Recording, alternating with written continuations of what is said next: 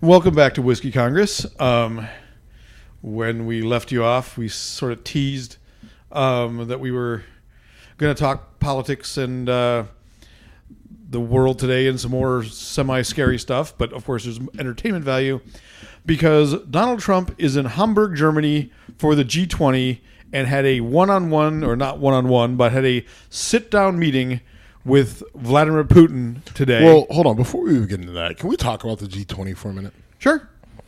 So the G20 Summit is essentially where the 19 richest countries, including the European Union, that makes it 20, they get together and they talk about how rich they are, right?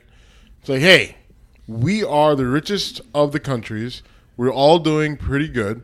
Let's make sure we keep doing good. Anybody having any objections to us continuing to be the richest countries? Anyone want to let in anyone new? No? Oh, no. No. Okay. I just think it's kind of hilarious. Like, what comes of the G20 summit? Like, we have it every year. Do we know? I mean, can we point to any, standing policy that is? You're making it sound like it's the Oscars for countries. Is it not? I don't know. I mean, maybe, that's what I'm saying. You're saying the Oscars. It feels like the ESPYs for countries. The ESPYs for countries. For rich countries, like this is their red carpet. Ooh, look what Melania's wearing. See, that's why I say it's more like the Oscars. The Oscars. Well, I mean, people, they kind of do the red carpet thing with the ESPYs, but I don't know. I was just throwing it out there. Yeah, the truth is, I think the official reason for that. Why? We're having a beer mishap happening during Whiskey Congress. Anyway, I honestly don't know what is intended to happen. I think if you ask... I know what's intended to happen. What's the intended to happen? leaders of the world are supposed to get together and form relationships. It's about forming economic policy that benefits, those countries, which they feel like if the top 20...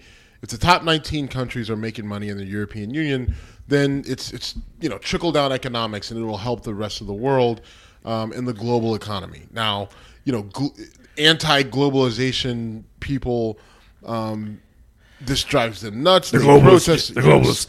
Alex Jones and crew, and which is brings us kind of to a broader point and brings us right up to what we're about to get into. Is this? It's surprising to me that Trump is actually there.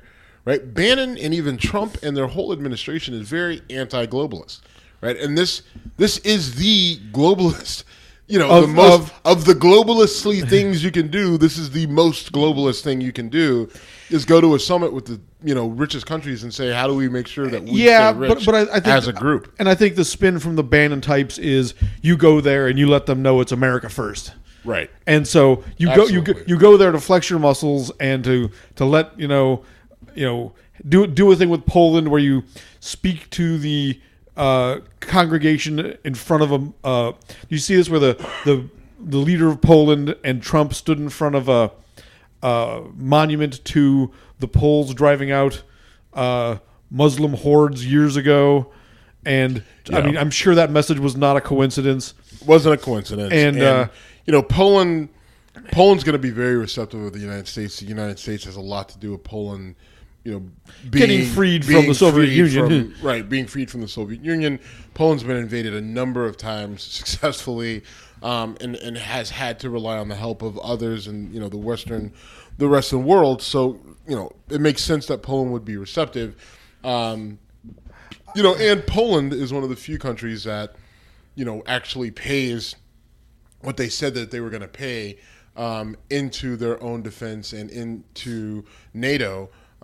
Which makes them a Trump that 2% GDP, which is where Trump gets caused all sorts of waves with his last trip to Europe, where he called out all the NATO countries for not paying that 2% GDP, where Poland has consistently done that essentially from the beginning.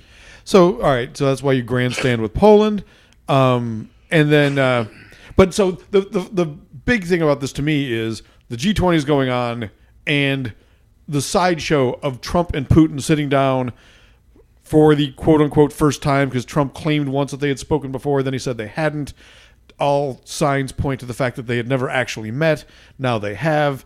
They have their sit-down meeting. Afterwards, Secretary of State Rex Tillerson comes out and says the first thing President Trump did was confront Putin about hacking during the 2016 election. Putin claims he had nothing to do with it, which is shocking that he would deny Russian government involvement. Dum, dum, dum. Shocking. And then a little bit of a weird thing happened afterwards because the U.S. claims that Putin denied any Russian government involvement. Our State Department says that we did not accept that as fact. The Russian Minister of Foreign Affairs comes out and says that Trump accepted Putin's statement. So we had a he said within minutes of this meeting that happened behind closed doors with probably 8 total people in it. You know, we just talked about this in our last episode where Trump says he said this to this leader, or he made this statement, or he claims this, and you know, it's constant. Now, I don't know what to believe. Is Trump the blowhard? Is Russia taking advantage of the fact that people know that, you know, Trump has made shit up before in the past, so now they're just trying to make him look, you know, knock him off balance? I don't know. But what I do know is that of the people that are in this scenario, I trust none of them in terms of what was said in that meeting. Right? I mean, I feel like we don't know shit what was said. And this isn't some spy game, strategic move. It's just, I just don't trust him. All right. Well, you know, without calling the president names or, you know, Vladimir Putin names, because he'll kill us both. Here's something that I'm going to say that I don't necessarily mean this in literal terms, but if they did the diplomatic version of who's on first? Well, no, of you know what you're going to say to your people, I know what I'm going to say to mine. They're not going to trust either of us. That lack of trust might actually help our ability to get people in line. I mean, I'm not suggesting the dreaded collusion word is going on here, but it would not shock me if they got together and talked about vodka, caviar, and Russian women, and then came out of this saying, you know what you're going to say, I know what I'm going to say.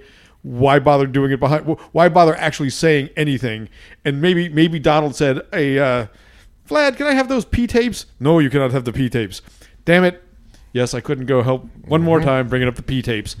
But, I mean, seriously, they might well have shut the door, laughed their asses off, drank vodka, ate caviar, and I don't know whether Trump caviar in drink. Hamburg. What's that?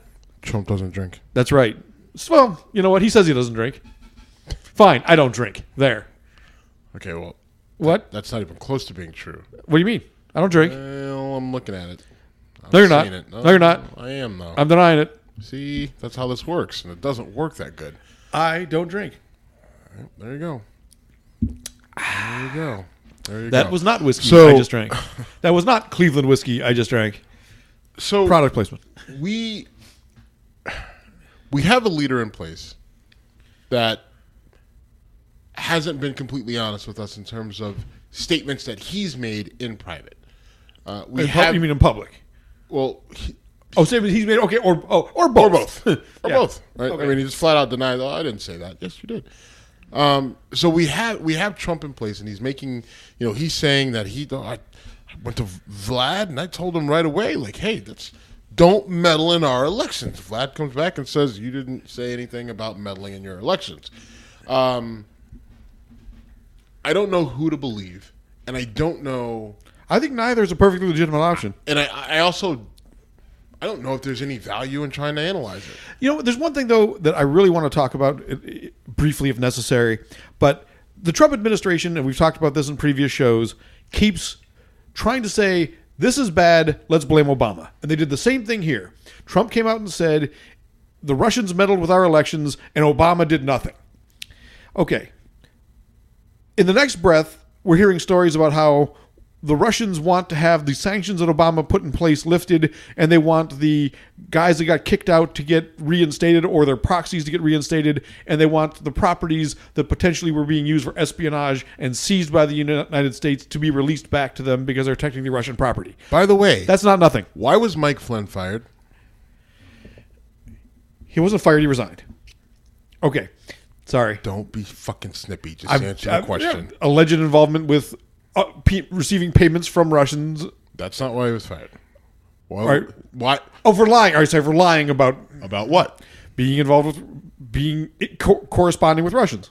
What about Turkish? No. Okay, well, then just tell me, because I'm doing a shitty job at 20 questions right now. It's one fucking question. The reason why he resigned is because he lied to Mike Pence about talking to Russia about the sanctions. Oh, right. Okay. Yeah. Right? Yes. Right? I mean, Am I making that No, up? No. I'm sorry. Okay. Where the fuck were you going? Those other pieces played a role too. Where he got the money from. I didn't know exactly what you were. Clearly. Right. Okay. My point with that is, lead the witness better. I'm sorry. I dropped the ball on you. I don't lead the witness. That's the point. The reason why I bring that up was, when was Mike Flynn fired? Resigned or whatever? Was it 16 days into the administration? Yeah, something like that. Like, in December, right? I mean, so Obama had, as soon as he could, I believe, he lays a pretty big hammer down on Russia, to the point where Russia says, we don't like these sanctions. We want them lifted, right? And that's we want our properties back. We want our people back in, and we want this, and we want that. I guess the reason I brought that up, I was so objecting to all the media saying Obama did nothing. Well, and I'm backing you up. Okay, I'm trying to help you. You're just kind of fucking me in this. Because you're not helping. All right. I'm trying to help you. You're doing help great. me help you. Show me the money, Jim. I like the air dry. Show me the money. What? I like the air dry. All right. But my point is that, it's just spin. It's a pivot. It's a deflection from the Trump administration, because they talked the Russian meddling. They chalked that all down and said, oh, it wasn't real. It wasn't real. It didn't exist. And now they're at a point where, all right, well, I mean, obviously it happened. We can't deny it anymore. So just blame Obama. Our idiot base will just jump on and completely ignore the fact that we've been denying it for the last 4 or 5 months or however long it's been. And if we just blame Obama, they hate everything about Obama, so they'll lap it up. They'll parrot that incorrect statement and then, again, blame Obama. And so I just wanted to point out that that's bullshit, because I'm not hearing, CNN has said some things, but they should have people calling out the double talk, right? You can't say Obama did nothing and then say, and Trump is talking about lifting the restrictions Obama put in place.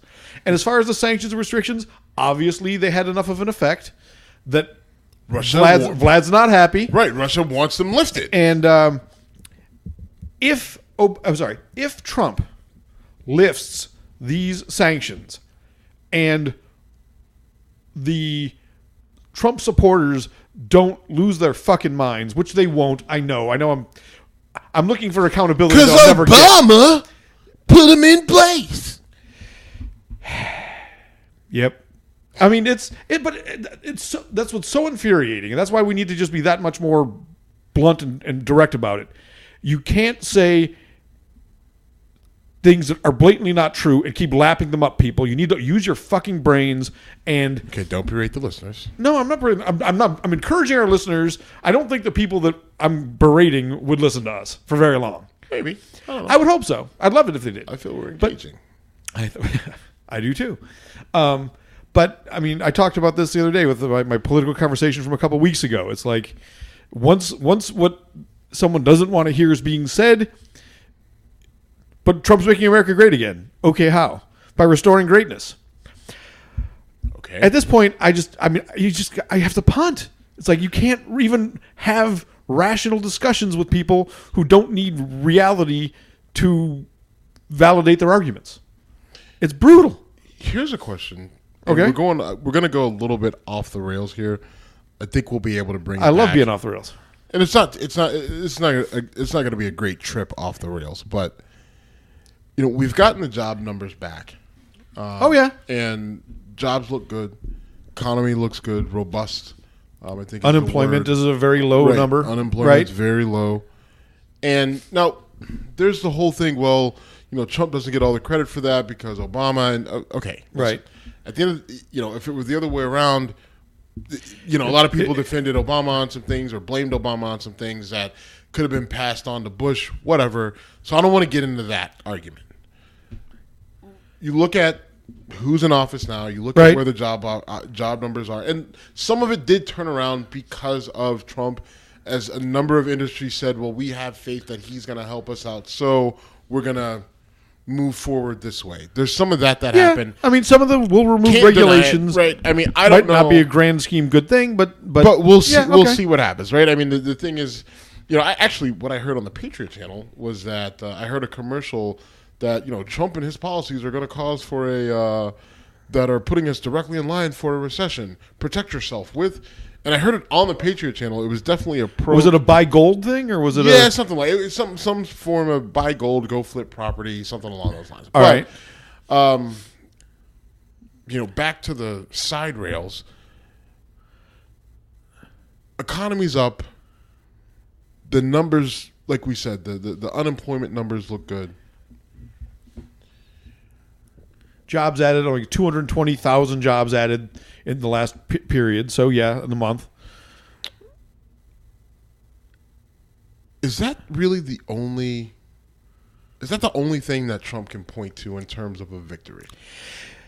A couple things. One, the truth of the matter is that the president gets blamed for those numbers or credited with those numbers a lot. Hold on.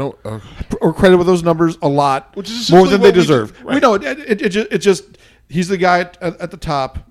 So he's Peyton Manning, right? He's Peyton Manning, right? If the quarterback wins or loses, he gets blamed on him. Or right, exactly. Very, very, good analogy. So is that the only thing he can point to as a victory? I don't know if it's the only thing they could point to. It might be the only legitimate thing they can point to. Well, and I'm talking about legitimate things. Okay. Let's be objective. All right. Let's look at Trump overall. Let's look at the Trump administration. They've been in office now. Roughly 6 months, right? Yeah, roughly 6 months. Right. So, 6 months. And what are we looking at in terms of accomplishments? And let's be objective. Let's be honest. Let's be objective. Let's see where we are as a country. What has our president of the United States done to this point, and how do we feel about it? All right. I'm not feeling good about a lot of things, right? I don't like the withdrawal from the Paris Accord. I don't like this fumbling, bumbling, stumbling. We just need to get rid of Obamacare so we can say we did it because it was a campaign promise. But there's better ways to look at both those things. We can say us withdrawing from the... I think us withdrawing from the Paris Accords, the jury is still out. Because on its face, it looks bad. Right? On its face, it absolutely looks bad. It looks terrible. But what on the offhand, it's renegotiated, and as the United States, we're saying, okay, listen, we're going to follow these sets of rules. Right? But China needs to follow some rules.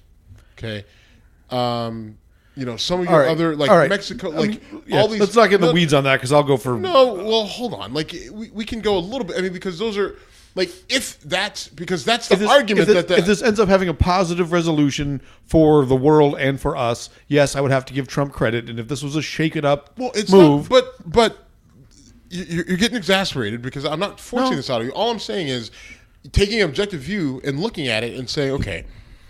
We didn't join the Paris Accords initially, or no, we backed out of the Paris Accords. And if Trump can negotiate a better deal where we have some limitations on our gases that we're emitting, and I'm not an expert on this, but we can bring a little bit more balance to it where everyone is playing with that's not a horrible thing. That's not. There's reasons why that's not practical, and that is because China and India have been using dirty fossil fuels much more aggressively than we have over the past 25 years, and to ask them to back out of those things immediately, like we're trying to get ourselves to do, we don't have to back out of them. The reason that they get a different timeline is because of the impact of their industry that in turn affects us. Well, but their timeline was kind of ridiculous, though. Oh, okay, right? And I mean, all right. And there was no penalty for them for not using some. There was no penalty for anyone, as far as I know. Well, yeah, and that's the thing. So, all right, but again, so maybe a better deal gets negotiated where there is some sort of penalty for not falling in line. Because otherwise, what was the point of it? If the short to middle term result, but, I mean, we're pissed about it. But I mean, this is like being pissed about steroids in baseball prior to 2002. Right, like I mean, it said don't use steroids, but there was no penalty for using steroids. Right, like I mean, so you can be as pissed as you want to be at Mark McGwire, but what the fuck was the penalty? Right. Okay. So let's renegotiate it so there's some teeth to it. That's all I'm saying. Okay, maybe. That's all I'm saying. Okay, but your bigger point though. Your bigger point was jury's still out there. Fine. Your bigger point was how do we judge? You were saying let's be objective. How do we judge the Trump administration to this point? And how much do we give him credit for these jobs numbers, the Dow? I mean, the economy has kept chugging along. There's no denying that. That's a great thing. And I will totally own the objective point of view that 6 months into a president's administration, he should get blamed for what's going on and should get credit for what's going on. So something he's doing is and again, too much credit, not enough credit, whatever. But something he's doing is keeping the economy growing and unemployment going down or staying down. But what is that, though? Because the point that I'm getting at is I know it's going to come across as if I'm trying to defend Trump. But what I'm really trying to do is figure out what they have accomplished. And I don't know if I can point to any one thing and say that is an accomplishment. Right now, in 6 months, I don't know what the expectation is. I know you could look at an FDR, Franklin Delano Roosevelt, at the number of things that he accomplished in his first 6 months, and you can that's a pretty high bar. Yeah, right. And it was kind of a different. I mean, it's obviously a different time. Different time with different needs and requirements. And I think in a Congress that knew this country was flailing under FDR, so they couldn't fuck around and play these stupid games about let's just let's just slam the brakes on everything the other side's doing. I mean, one thing that I was thinking about today was the Obamacare repeal and replace is going nowhere. So now they're saying, let's just repeal. And I can't help but notice, I have not heard a single proposed piece of legislation from a Democrat. Well, I mean, it seems like there's one bill out there, and everyone Yeah, that's pretty easy to explain. Democrats don't have a single bit of control over anything. They don't. But tell me what's wrong with this thinking. And I mean, if you all right, I'm not an idiot. I know that you can't get something through Congress as a Democrat right now without substantial support from Republicans. I understand that. But you can't get anything if you're a Democrat through the House or through the House or the Senate without sucking a dick. A large Republican GOP red veiny, cowboy hat wearing, cowboy boot wearing, big buckled dick. You're not going to get it. It's not going to happen. Even if you do suck that dick, you're still not going to get it. All right. I'm not prepared to say I will suck that dick. Let me... What? Oh, yeah, I'm the bad guy. It's my fault. Oh, you suck. You suck. All right. Anyway, but you understand my point? I get you to say.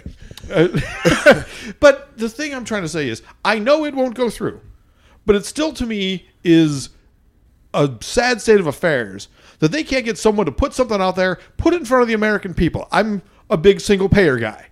Why isn't Bernie Sanders or someone putting a bill out there and saying, here's what this, get it in I don't know what it takes to get something in front of the... Let me stop you. Try to stop me. I can stop you. Listen, this is the one thing that the Democrats are doing that I actually agree with. That's a good move. let the Republicans do what they're doing. The Democrats don't need to propose anything. They don't need to oppose anything. Think about this. The Democrats don't even have to oppose the Senate healthcare bill. You know why? Because Republicans there's enough Republicans Yeah. that are doing it that the Democrats don't have to say anything. All they're doing is coming out and just like, this kind of sucks. I'm not going to tell you how I'm going to vote for it because it doesn't matter because everyone sees how it sucks. Watch. Look. That's good politics, but it's bad public service, right? It's not, though, because, listen, the Democrats could come up with the greatest plan in the world. It'll never get through. It'll never get through. There's nothing there is not a thing that they could propose. They could literally propose something that would bring back Christ Almighty, and it wouldn't get through at this point in time. I understand the smart move for them and the prudent move and the public service move is let the Republicans cannibalize each other. Let them cannibalize each other to the point where they say, listen, we need help. We need your help. And then that's that's where it's headed, right? McConnell's even said he does. Okay. And it's getting there. So you continue to let them, but they still, McConnell is saying it, but McConnell is under attack, right? Yeah. McConnell is under, Mitch McConnell, and that perm, I'm pretty sure that's a perm, or maybe it's a natural curl. I don't know. I think it's a perm, though. His wife's Asian. Okay. Why was that necessary? Why was that helpful in any way whatsoever? Is that true? His wife is Asian. I didn't know that. Okay. She's the transportation secretary? Remember, of course. Like, I'd forgotten that. Because if there's one person I want to put in charge of driving, it's Mitch McConnell's wife. What were you thinking? That was way worse than what I said. Yes, it was. I didn't say it, though. I just said Mitch McConnell's wife. I understand she's a bad driver. But I don't know what you mean. Oh, no. Oh, boy. There go the rails. There they are. Hey, I don't know what you're talking about. You threw me way off track. Good job. Thank you. Look at you being fucking funny. That's what I do, Steve. No, it's not. So the move here, the prudent move, like Mitch McConnell is under attack. He needs help, but he's not quite down enough, right? Like someone's kicked him in the knee and they're circling around to kick him in the other knee. And once that other knee goes out, then that's when he reaches his hand out to Democrats and says, someone grab my hand, throw me a lifeline. I'll pull you into the inner circle. And the Democrats are very smart. Chuck Schumer has finally toned down the rhetoric a little bit. He's toned back. All of a sudden, Chuck Schumer is this big social justice warrior, which he hasn't been for the last 20 fucking years. But he's even toned it down a little bit because he's letting the Republicans chew themselves up, spit themselves out to the point where the Democrats are going to be the ones to help kind of put everything back together again. Now, they'll fuck it up. They'll get burned. Saying, you just said the Democrats are very smart. I object to that statement. Well, they're smart doing for this intelligently. This is a good move by them. Okay, good move by them. I might disagree with you, but at least I want to make sure that you're not giving them credit for intelligent handling of things, because if they were, we wouldn't be in this situation. All right. One more thing I want to talk. We said we'd lighten it up a little bit, and there's one more thing that I want to talk about because it's really stupid, but funny to me, in a way. So you're gonna have to explain this to me because I really don't understand it. You brought it up. Oh, okay. Actually, two things. Sorry, I was going to talk about the CNN meme. Oh, okay. Start there. That, all right. You don't have to the CNN meme. Basically, some guy created a meme of Trump in a World Wrestling Federation or WWE, whatever it was at the time, beating up someone whose face was superimposed with a CNN logo. So after his battle last week with MSNBC, this week he's beating up a CNN-headed person, and some dude made this meme up, and then Trump retweeted it. Do you have a problem with that? With the retweet? So the person who makes the meme, whatever, people being stupid with Twitter. Do you have a problem with Trump retweeting it? I don't. Now, I see why people are not thrilled with it, but listen. No, I don't. I really don't. I can't even. I don't. it didn't bother me. It didn't. I didn't go, oh, the First Amendment and the Fourth Amendment and all the amendments is ruining everything. I didn't. My biggest issue is that the President of the United States was legitimately a part of the WWE at one point in time. That's my problem. All right. I share that problem with you. Right, that's our problem, right? That wasn't faked. Right. He actually did that. Right. So what in the movie Idiocracy, the President of the United States is the former WWE champion. Trump is in the Pro Wrestling Hall of Fame if my one comedy buddy is telling me the truth, and frankly, I don't care enough to look it up and find it out. No, it's true. Okay. I didn't care. But, I mean, that is ridiculous. Our president, on his resume, would have all of his business stuff, whatever, President of the United States, and inductee to the Professional Wrestling Hall of Fame. That is embarrassing on so many levels. And so the other thing that you wanted me to explain, so the Trump team had trouble finding a hotel in Hamburg for the G20.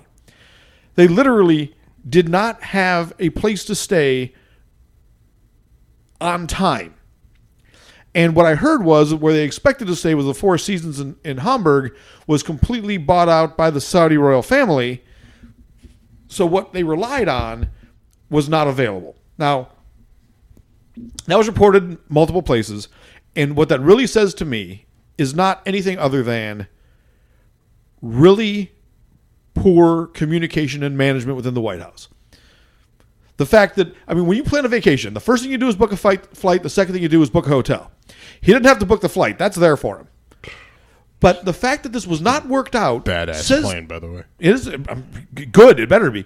But again, I don't want to make a huge deal out of it, but it does to me indicate a level of dysfunction that is you say really the scary. Word. It's not dysfunction. It's you have an entire administration of people.